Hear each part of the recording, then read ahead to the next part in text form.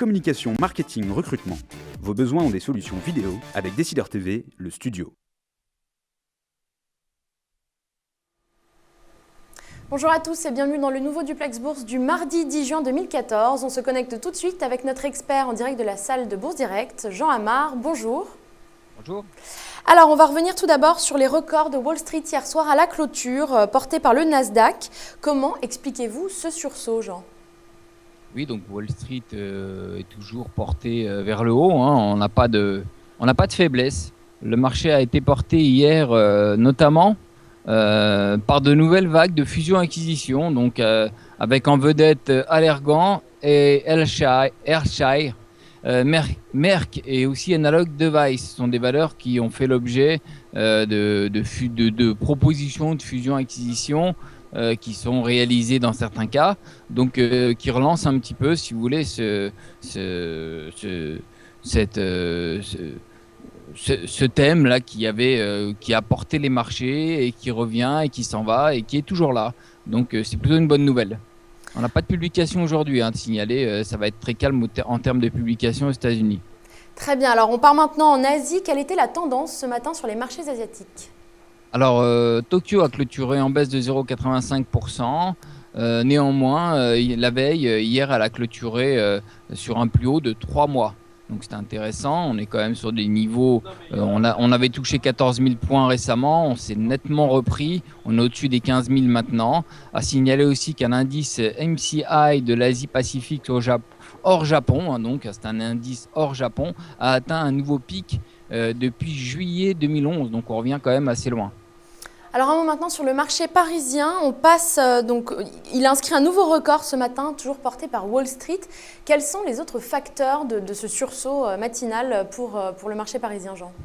Donc il est vrai qu'on copie Wall Street puisque des mesures de la BCE ont été prises, des mesures suffisantes qui pourraient expliquer tout ça.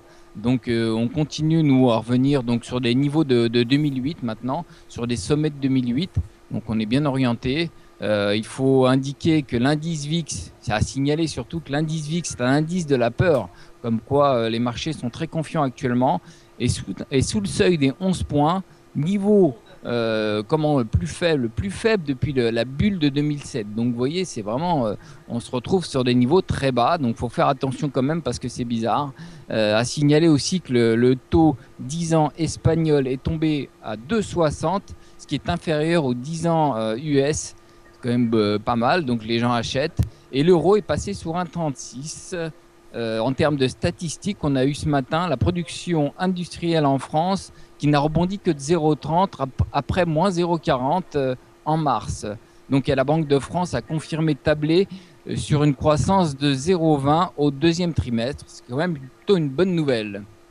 Alors, en zone euro, quelles sont les statistiques maintenant qui intéressent les investisseurs aujourd'hui, Jean ? Est-ce qu'elles sont déjà tombées ? Quelles sont celles qui vont regarder ? Oui, les statistiques qu'on a eues aujourd'hui sont les seules en zone euro. Donc, il faudra attendre en milieu de semaine pour en avoir d'autres. Donc là, on va plutôt voir un petit peu comment les marchés réagissent sur certains points techniques.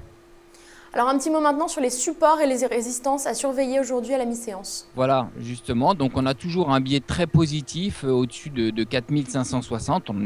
On est plutôt près de 4600 actuellement. Donc vous voyez, on a quand même une petite marge à surveiller 4530 parce que sous 4530, là, ça militerait plutôt pour des prises de bénéfices. Donc pour l'instant, on en est loin. On est plutôt dans une tendance très positive. Alors du côté des valeurs maintenant, Orange tirait le CAC à la clôture hier. Qu'en est-il ce matin, Jean ? Alors voilà, toujours le feuilleton des télécoms. C'est vrai qu'hier, Orange a fait l'objet de rumeurs de rachat de la part de Deutsche Telekom. Donc ça a un petit peu disparu ce matin, mais bon, elle était bien entourée hier soir en clôture. Ce matin, en plus, selon les Échos, le groupe aurait mis fin aux discussions engagées avec Canal+ en vue d'un éventuel rentrée dans Vivendi au capital du site de partage vidéo Dailymotion qui appartient donc à Orange. Donc voilà des nouvelles autour du titre. Orange et Free sont sur les rangs pour le rachat de Bouygues Telecom, toujours. Donc Iliad, selon l'agence Bloomberg, a fait une offre informelle en vue de racheter son concurrent Bouygues Télécom, mais cette offre aurait été rejetée. Apparemment, elle est trop basse. Les discussions sont donc au point mort. Iliad a proposé entre 4 et 5 milliards alors que Bouygues voudrait entre 7 et 8 milliards. Donc voilà, pour l'instant, c'est bloqué. Et puis Orange, mène de son côté des discussions avec Bouygues Télécom. La bataille continue. Et qui va remporter Bouygues Télécom? C'est la question. Qu'est-ce qui va se passer? Bon, très bien. Mais bien, suspense.